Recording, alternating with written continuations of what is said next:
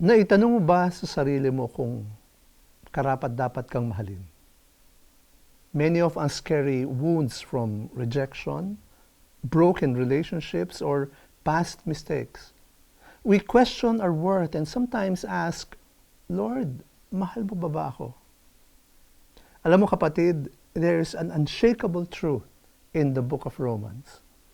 For I am sure that neither death nor life, nor angels nor rulers, nor things present nor things to come, nor powers, nor height, nor depth, nor anything else in all creation will be able to separate us from the love of God in Christ Jesus our Lord.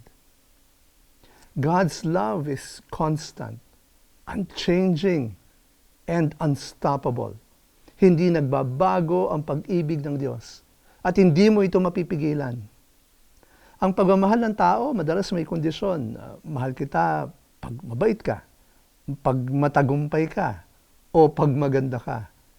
Pero ang pag-ibig ng Diyos ay hindi nakabatay sa kung ano ang ginagawa natin, kundi sa kung sino siya.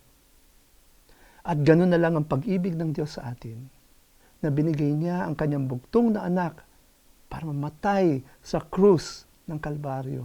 Ang buhay na kanyang ibinigay ang kabayaran para sa lahat ng ating kasalanan. Kaya't ibubukas natin ang ating puso sa pag-ibig ng Diyos, sa sakripisyo ni Kristo, tayo ay may bagong buhay sa piling ng Diyos. Niyayakap niya tayo bilang kanyang anak.